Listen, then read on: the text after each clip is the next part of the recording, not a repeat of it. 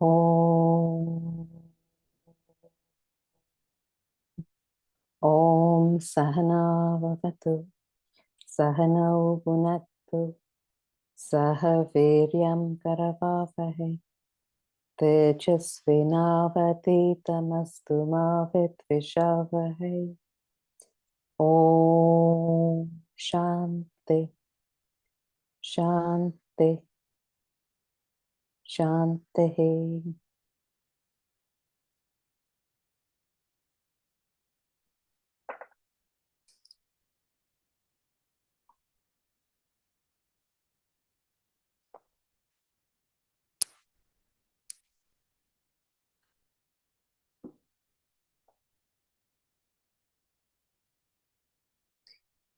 So we left off last week looking at the sapidity in the water. So if you can imagine that which gives the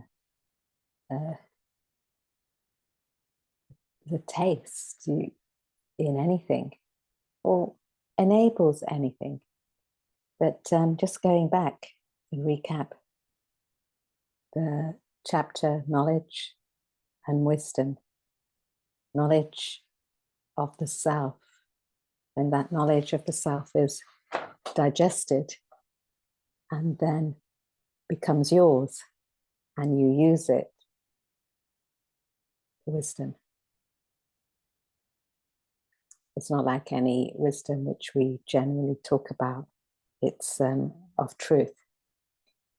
And so Krishna said, you give us some share without a doubt, give us wisdom. And the reality is the self is that wisdom. So the more we unravel our truth self from within, that will reveal itself to ourselves. So we have to put in really the effort to reveal that truth without a doubt. So the Krishna in us is what we have to unravel. There's no Mr. Krishna or Mrs. Krishna, whatever, outside. It's very much from within that we draw this knowledge out. And so scarce is it that we've actually become this human being in terms of our evolution. So it'd be such a shame if we waste it, this embodiment, in the frivolous things of life, but really rather we pitch up on understanding that our existence in this world is to get to that truth. That's in all our activities. That's what we want to be presenting to ourselves when we embark on this spiritual journey. So in the verses following, he mentions there's two aspects of Brahman: para, apara, lower and higher, perishable, imperishable. But there's actually something beyond that Brahman and Nivins, the para and apara. So all that, if we remember the diagram that we had, the whole of the universe is like a speck on the Brahman, on this reality, this truth. So that which is perishable, things change in the world, in the universe. They're transient.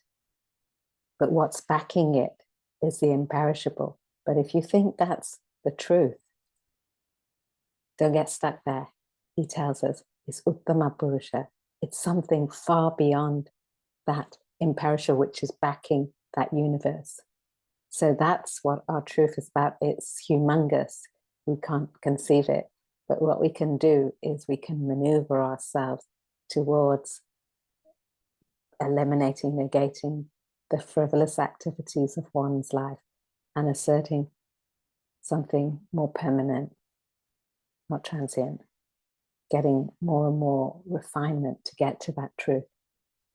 So again, he repeats So it's like we had that example last week of what was the example of when you watch a puppet show? Does anybody remember what it's like? How do we equate it to what we're doing? Anyone?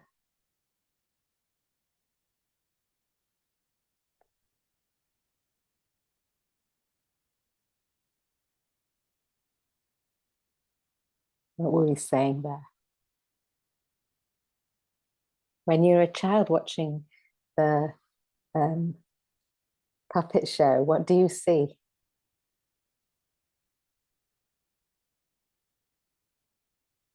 Tim? When a child, you see the characters, and when you're an adult, you see the strings. And when you get the total picture, what do you see? What is it that you realize?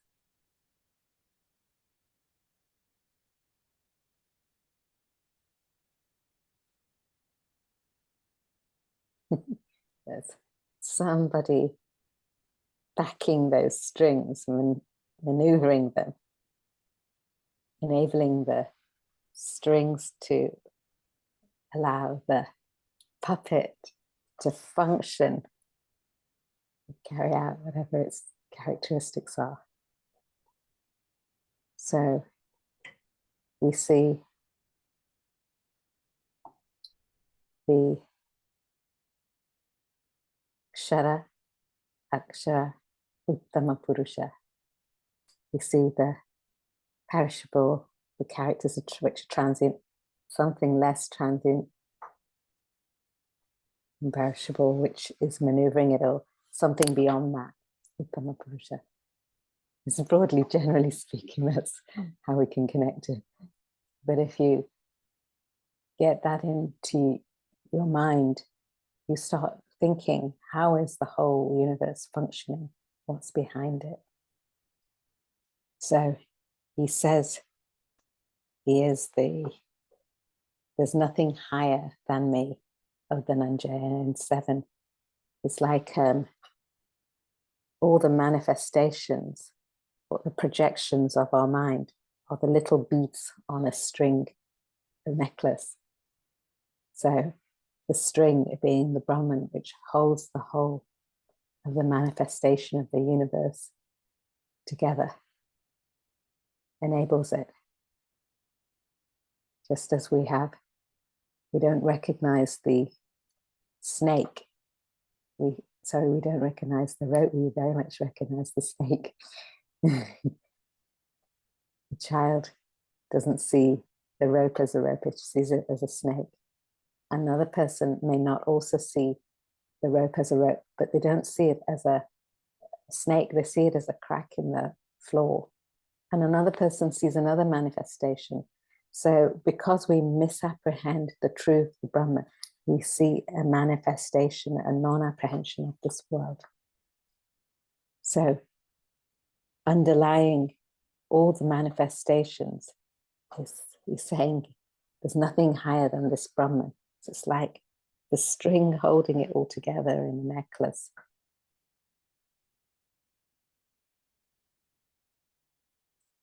Ash.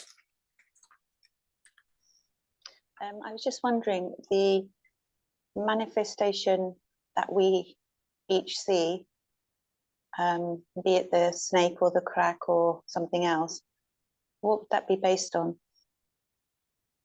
It would be based on your not apprehending the truth. You misapprehend in terms of your own projection of vasanas, which you have. Those your vasanas. Yeah.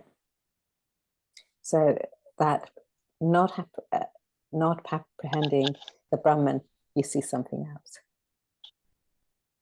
You just see something else. Why is another chapter? Why do you see something else?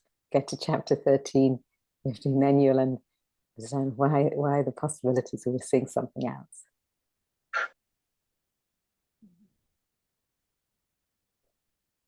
But right now, one has to admit one sees many manifestations. Mm.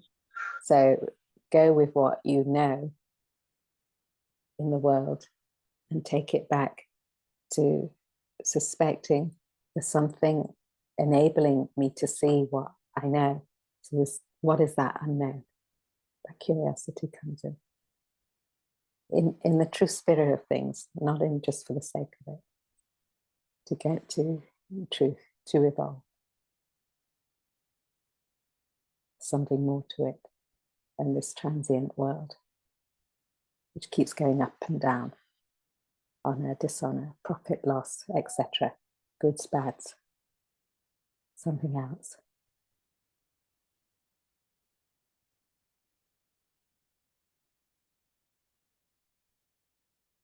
Just go. Anybody, any question before we go? 9.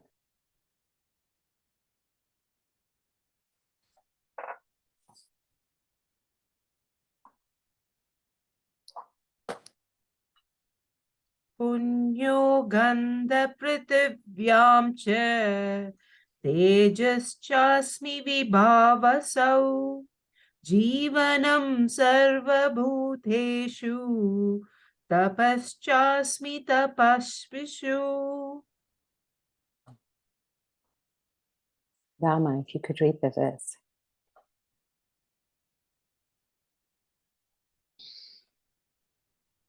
I am the sweet fragrance in earth and the brilliance in fire. I am the life in all beings and the austerity in ascetics.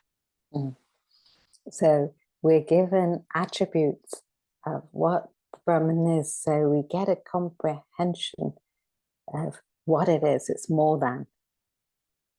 So the origin of the attribute is what the Brahman is, in effect. It's giving us something that we comprehend, so we can maneuver to the backdrop rather than getting involved in the surface value. So he says, I'm the sweet fragrance in the earth, and the quintessence, really, what he's saying of everything.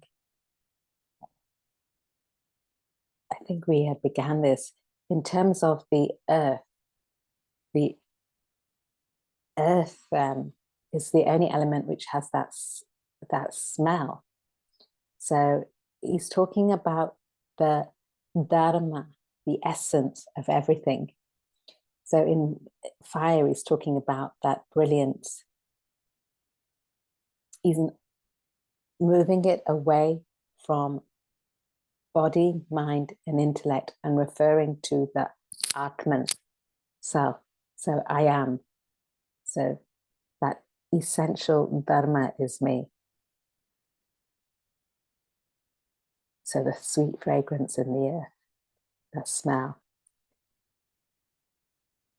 Why does he say sweet? You might have read in the commentary also. A foul smell distracts you. A sweet smell carries you. So you might get irritated by a foul smell. Meaning we're not differentiating on one person might like one thing and the other.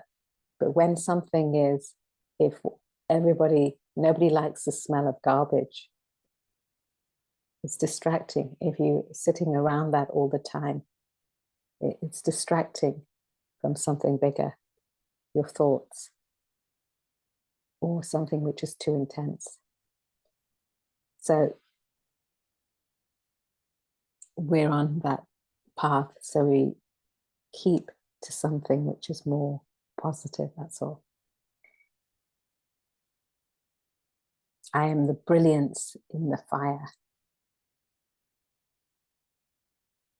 Uses that element fire because it's the first seen element in terms, it's fire is often used as an idol in worship across the board of cultures and religions. So I'm the life in all beings. So that which backs the beings that enlivening, quickening factor, that kshetrajna, that knower of the field, what's backing all of us, the self in all of us. I am austerity in the aesthetic. Tapaha. So austerity, meaning not that austerity that deprives you or makes it harsh, but actually meaning that which allows you to channelize your energies to somewhere higher. And now, just today, just in today's society, we're channelizing our energies often to the lower rather than the higher, for the quick fix, the material fix, instead of to the more universal value. So in terms of your value to join back to yourself, get to your truth, you're seeking that simplicity of life, of the higher values, not the indulgences. Tapaha, austerity. So it's a mental condition. So you can have whatever you want, whatever you need. There's no taboos in one's evolution of what you can and you can't have. It's an understanding of your relationship to it, which makes it tapaha, which enables you to evolve, not get stuck and attached. So it's like saying here, the essence of everything, you have to think about what's behind each thing. In the music, I'm sound. He doesn't say that. In the disease, I'm health. You've got to look at it like that. The essence of all activities. In the kick of life, I'm that which backs it. You don't want the kick really, but that's what we understand. So the essence of anything one pursues, I'm that essence, like Dharma.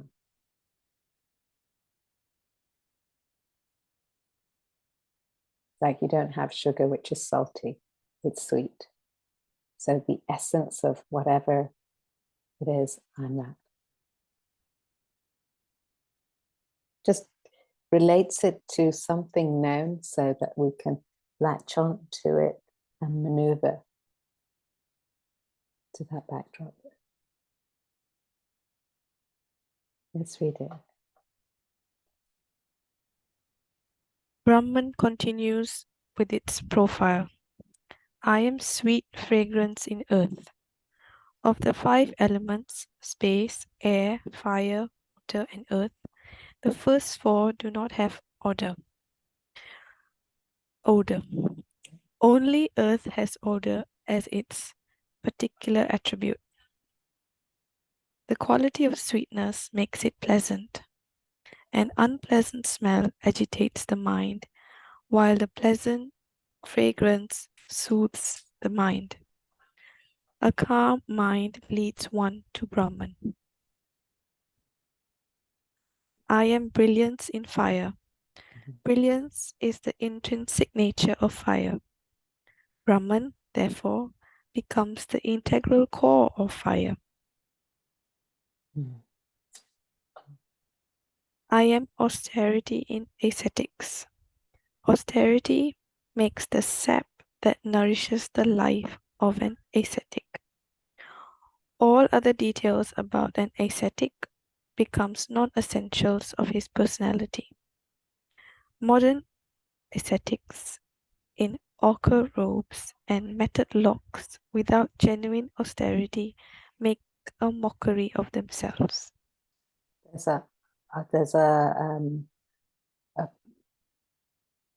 text, Vajagovindam. It's like a bhajan song, 30 verses long, which puts this forward. Your spiritual evolution, it's actually translates as delusion uplifter. So your spiritual evolution is not based on learning Sanskrit grammar. It's not based on learning these shlokas. It's not based on appearing to be spiritual. It's not based on doing what everybody else thinks you should be doing.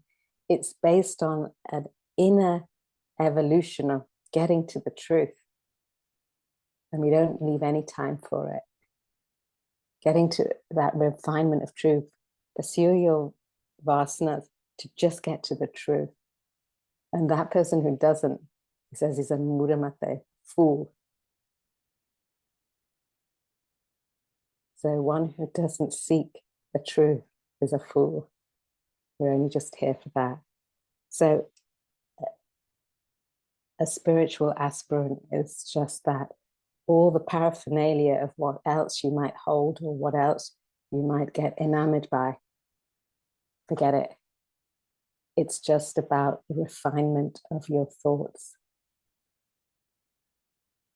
And to do that, you can't just keep your mind still by saying, I'll be still, or sit down in meditation, or say, I'll be mindful. You got to go through all of your vasanas, all of your desires. Start pitching up bigger values to refine them through your karma. Start backing it by knowledge so you can enable that refinement.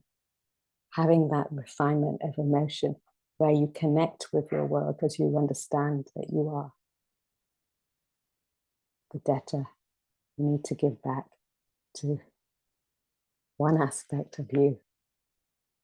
Oh, so one who has tapaha, austerity, channelizes all energies there. Who cares what they're wearing? Who cares about the rituals? Rituals are just the punctuation to help you focus, but you don't get attached to them. That doesn't make it spiritual. You can do the ritual. You don't have in the back of your mind something that, it's just the punctuation. It's not the sentence. You don't have the back of your mind to maneuver yourself on focusing on something more universal. Not much point. So I am the austerity, the tapaha in their second. Get continuing. I am life in all beings. Brahman, again, forms the life principle in all beings, the spirit which enlivens the matter, layers of the body, mind, intellect. Matter by itself has no expression of life. It remains inert and insentient. Only on contact with Brahman it bristles into sentiency and expresses as life in beings. So you can't have the puppet show without the person manipulating it. You might see the strings when you grow up, but as you evolve, you to become that person. That's that person, that self, truth, understanding of how it's all functioning.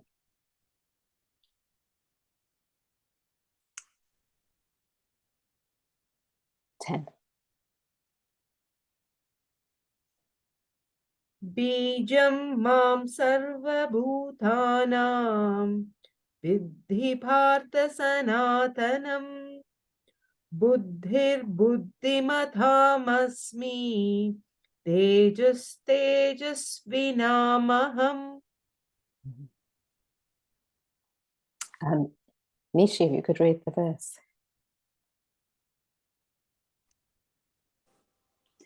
O Partha, know me as the eternal seed of all beings.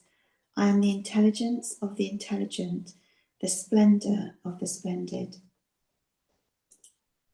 So in the previous verse, he says it's giving Brahman's profile, just as like, it's almost as though the Brahmins are going for a job interview, just giving a whole list of I have done this and I've done, or I am this or I'm that. So we get a comprehension. Hopefully it's all true. no CV nonsense. So we have to investigate what it is and understand it as such. Investigate, what do we mean by I am the intelligence in the intelligent? So if you think about it today, it's the backer of all the AI, the Google, the Meta, the Web3, the cell, the net, the books, the information that you take from anywhere outside, any external source. I'm backing all of that. And that's even what you think. Can we comprehend that? I'm the backer, the intelligence and the intelligence. So you can't get rid of that human element, that self, whatever you do.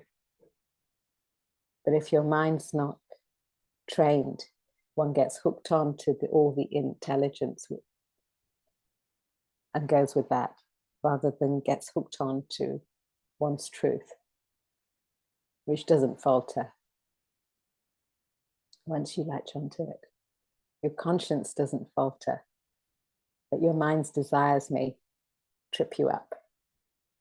So I am the intelligence in the intelligent. No matter what's going on in the world, it's something else backing it. The world's just a small speck, remember. This is written thousands of years ago and still remains. And the splendor in the splendid.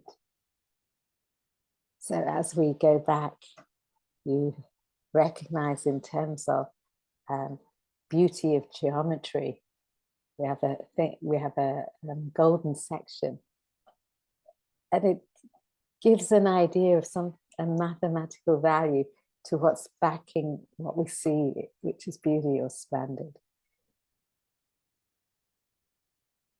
When we feel a moment in what we are pursuing, we feel a moment of awe or ascharya, wonderment. You think, that's brilliant, that's splendid, that's great, that grandeur in whatever your vocation or activity is, when you're pursuing it steadfastly, and suddenly the penny drops and you see something and you go, oh, wow. That feeling of a confluence of your mind and intellect, which enables you just to see a glimmer of something bigger. Splendor. I'm the splendor in the splendid.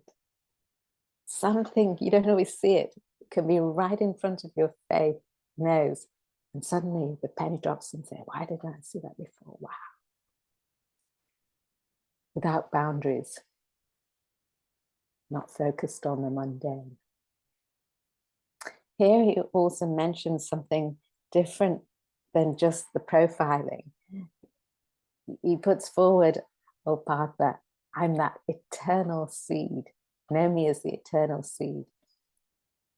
So when you think about it, you plant a little seed and it could become a mighty oak. But once you've planted that seed, that seed is transformed into the oak. So that particular seed is done. Here is saying, there's no done in this seed. It's the eternal seed. It doesn't hit on the transient nature. It's always there.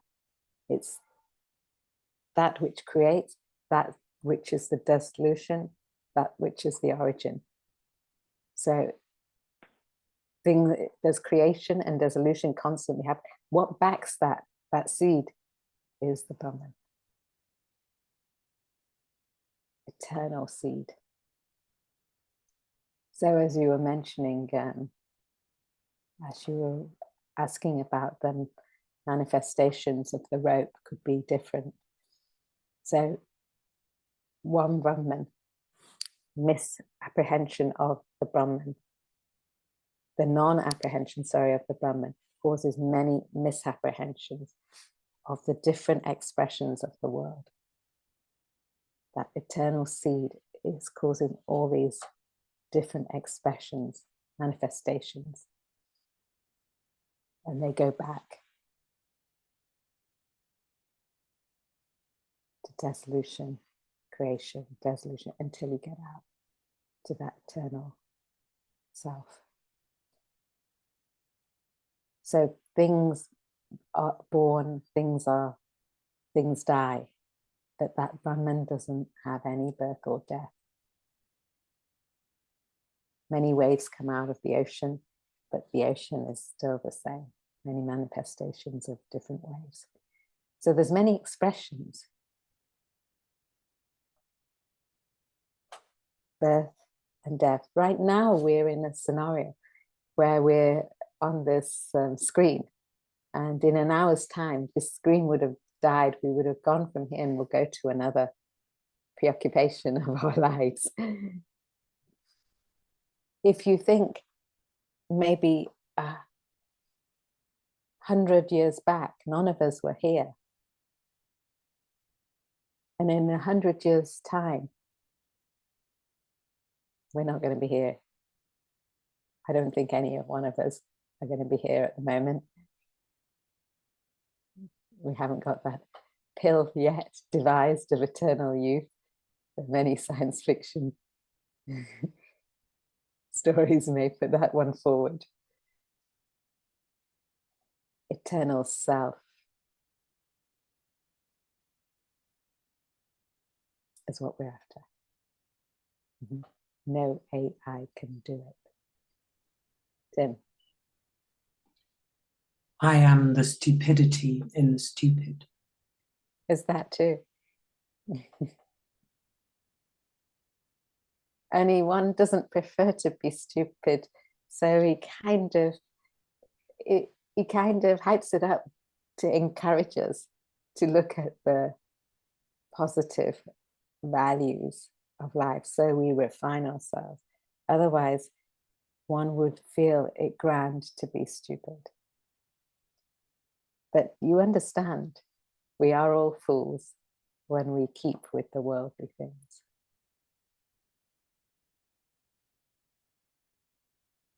But immaculate fool, I guess,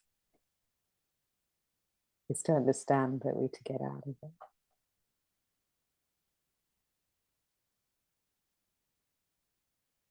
But it does have that other sense of what we might consider negative. I am the venom in the snake. Yeah. See, venom in the snake, all he's doing here is presenting the positive. So you don't manifest more vasanas, desires. You don't cultivate more desires. The negative tends to spiral you down, keep you in stress, cultivate more desires, more stress. The positive, even if it's relative, and even though the Brahman, the self, backs negative, positive, they're relative aspects of the world, flux of change. Even though it's so, actually to the snake, the venom's the best part. It's the way it survives. To us, it's not the best because it kills us off. So it's all a perspective. Taking the perspective which enables you to keep on track is what he's doing. That's about it. If we were snakes, we could say we're the venom. I'm the venom in you, because that's what saves it. So the eternal seed is the same in the past, present, and future. Only the human being has the access to the Brahman. All the rest are programmed to get out of that set of vasanas in accordance to the philosophy here.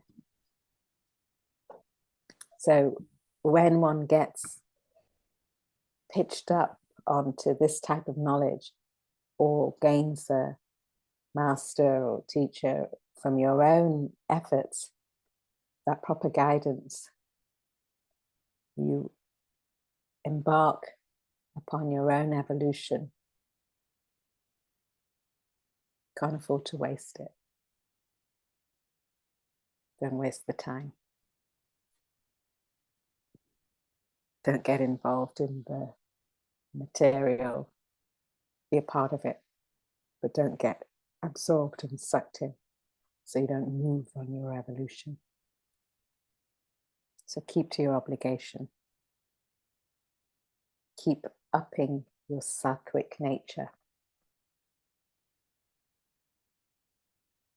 Keep dropping by your activities, your knowledge, that self-centeredness, to get to I am the splendor in all. I am the intelligence in the intelligent. When one's actions are egocentric, one gets bored and tired. When one's center activities are unselfish, selfless, one is fueling with energy, effervescing with activity. It can be mentally and physically, to the extent physically required. So one is invigorated for the rest of one's life to serve when you have this perspective. So get into that attitude of cultivating that service. The whole complexion of life changes.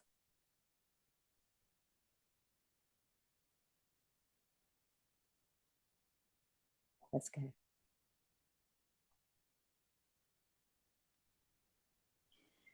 Brahman acts as the eternal cause of all beings.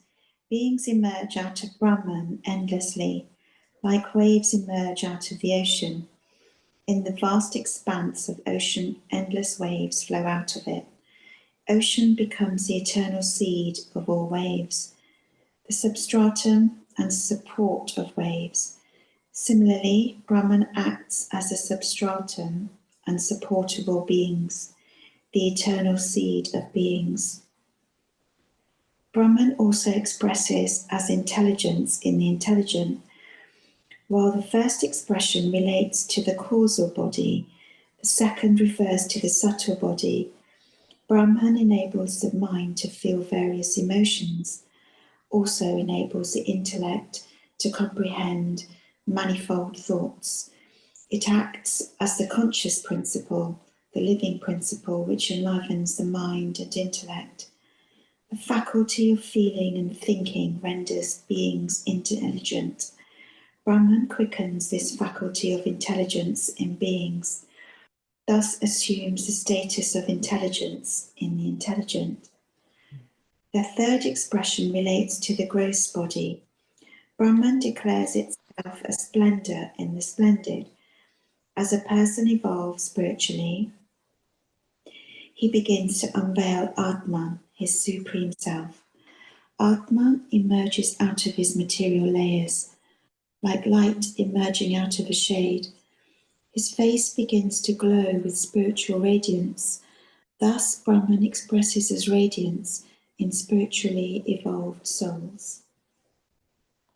So it's not that you've got some halo going on, but more your attitude in life becomes light.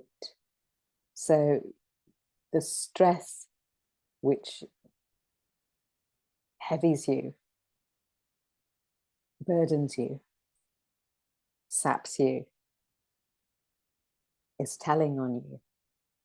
This is the opposite. So when you're light, you become energetic, you become full of energy. That's splendor. Then you're on the right track of something higher. You're energized. You don't get stuck with intelligence. rather your intellect is functioning. There's nothing wrong with intelligence, but you just don't get stuck with it. Tim. So in this chapter are all these little definitions of wisdom. It's the yoga of knowledge and wisdom, this chapter's title.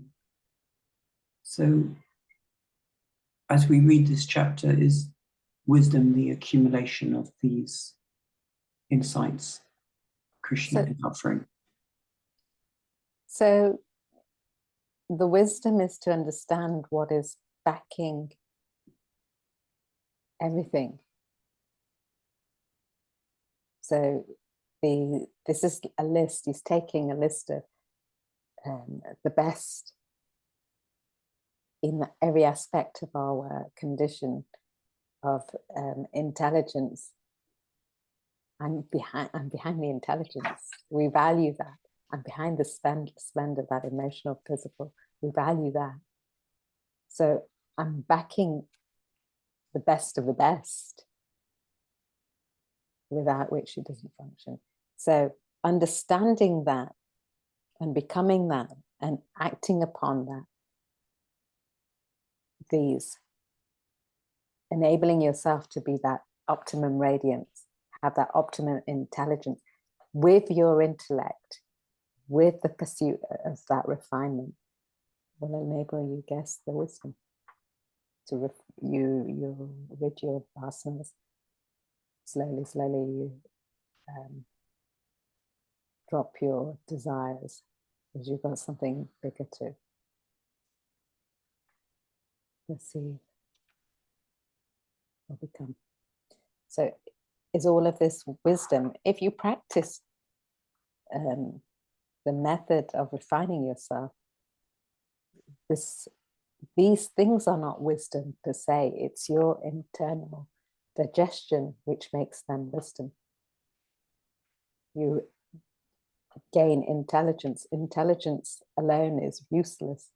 It's your application of intellect to that information which makes it useful, which means you've got to have an understanding of what it is, which means when you've digested it, that's your wisdom, which enables you to do that. But intelligence alone, information, is useless. So it's the usage, it's the digestion, the understanding, and it's yours, made yours. You've drawn them out from within, that's wisdom. And that might manifest these in the best of the best forms.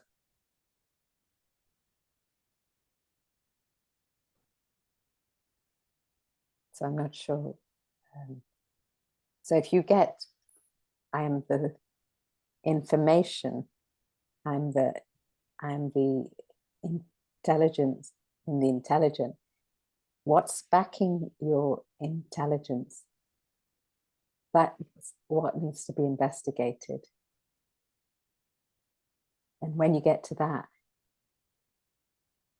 then that's what you're after, not the intelligence per se.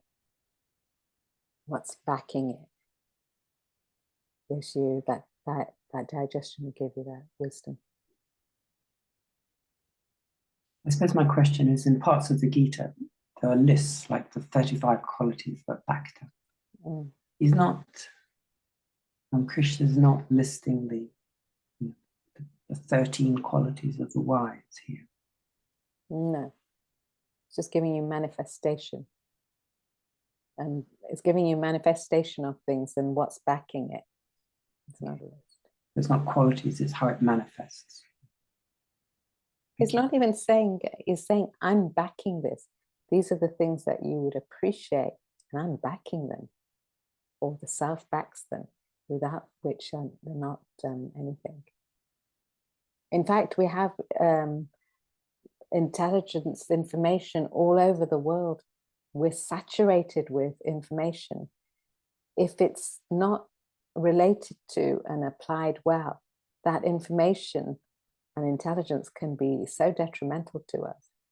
So the more we evolve ourselves to something of a greater, a universal force for good, in a relative level, I'm just speaking, I'm not speaking in anything absolute or spiritual, just even in that, the better that information and intelligence is for us. But if we misuse it, so this is saying it's what backs all of this, good or bad, and he's just picking up things which we tend to focus on. The human mind tends to focus on. We don't tend to focus on garbage, rubbish, foul smells. We tend to focus on what's splendid, what's we revere as what we need to know, intelligence. So I'm saying I'm backing all of that. So I'm backing these manifestations.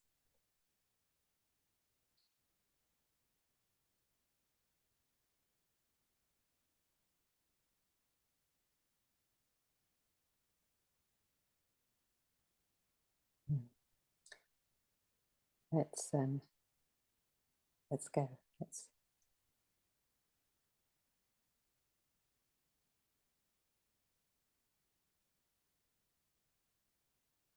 continue.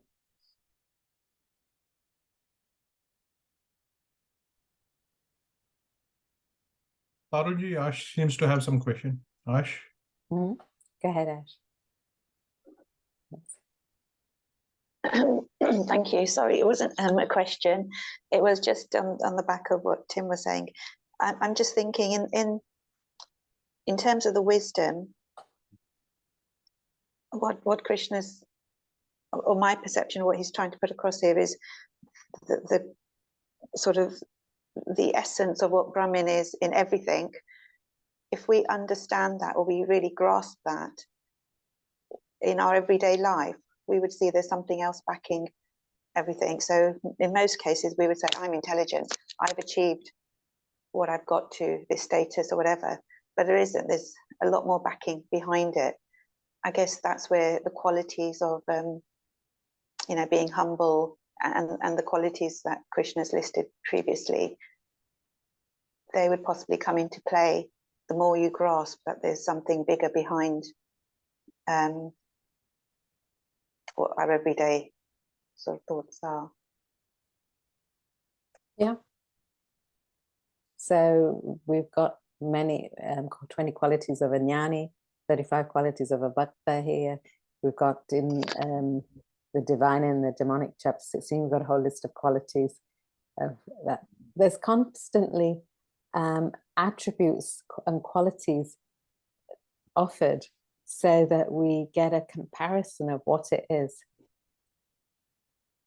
We get an understanding of what's behind it. And here again, he's listing for a few verses, so we get an understanding of in what it also is. It's in, yes, so, but it's not in the same fashion. He's not explaining in the same mode as in terms of 35 qualities of Abhakta or Jnani. There's more explanatory of certain attributes. There he's just saying, I'm that in this. Backing it and backing it. But nevertheless, it's all there to lead us to what's behind the transient aspects of the world.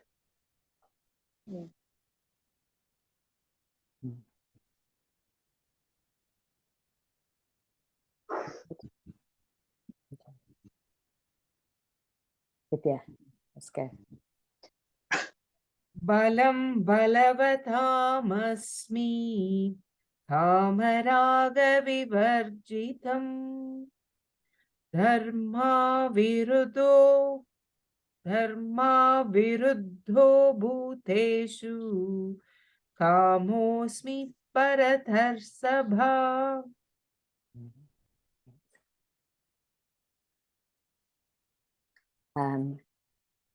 Ash, if you could read the verse.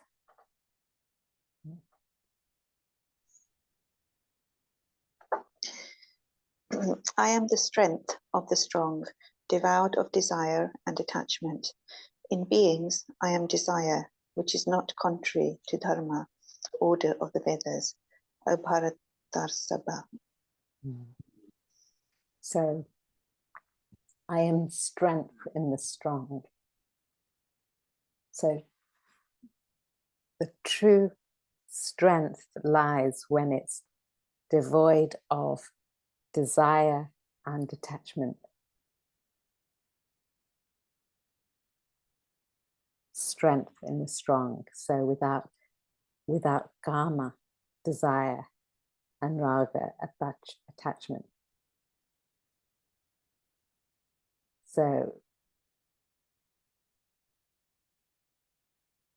you have to work for it. One has to have the goal of something bigger to detach from something lower. One has to have an ideal in your evolution of something bigger to drop the lower value. That makes you strong. The ideal of something bigger. You serve that towards that. The lower drops. Ramatirtha puts it, the way to gain anything is to lose it. So all that you want, if you pitch up something higher, the lower drops, but you'll get what you deserve from your efforts. So true strength is when there's no desire and attachment. So it's not what you get out of the action, but more you just do it, so you don't focus on the result of it.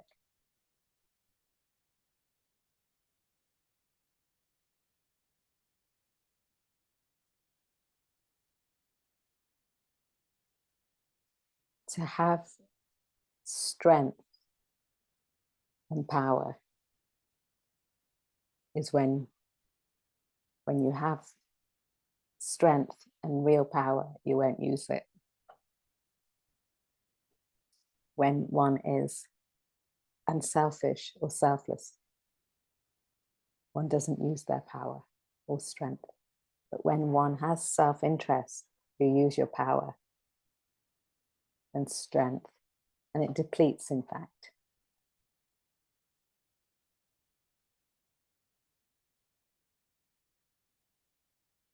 So in the chapter 13, actually it's verse 30, verse 23, it mentions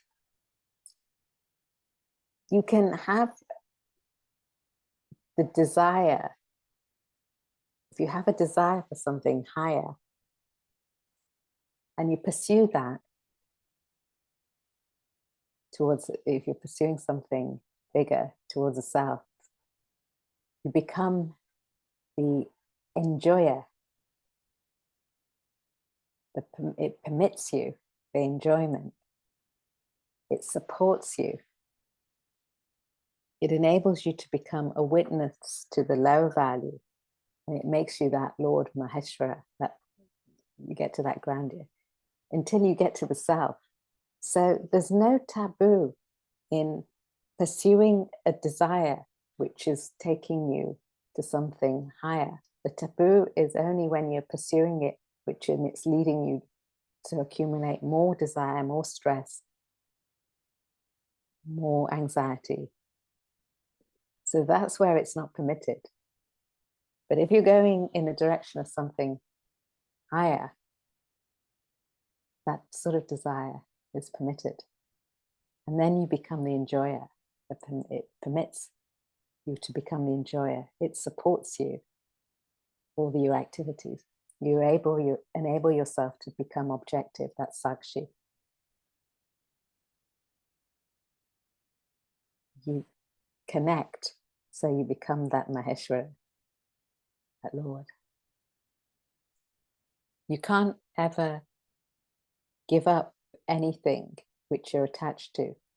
You can only take up something higher and the lower falls away. That's the principle of renunciation.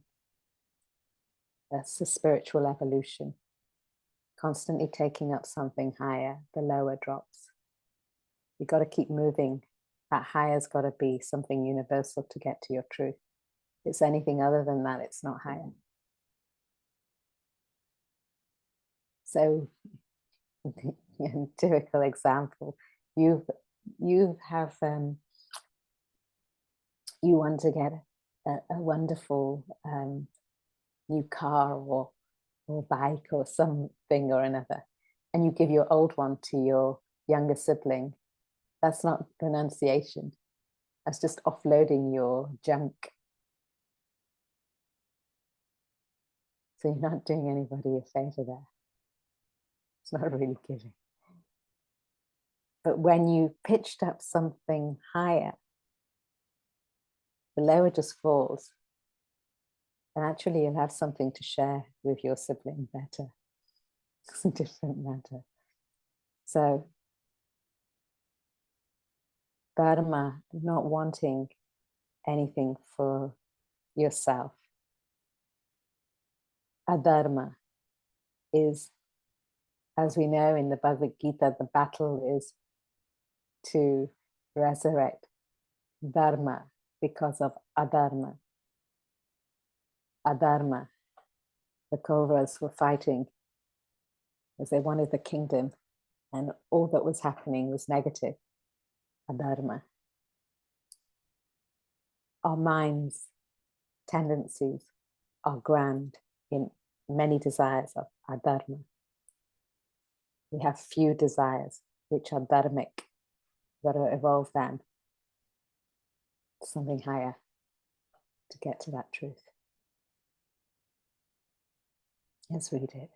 We're finished. Read it next week. Okay. Finished. Anyway. Thank you. Thank you. Thank you. Anyway. Thank you.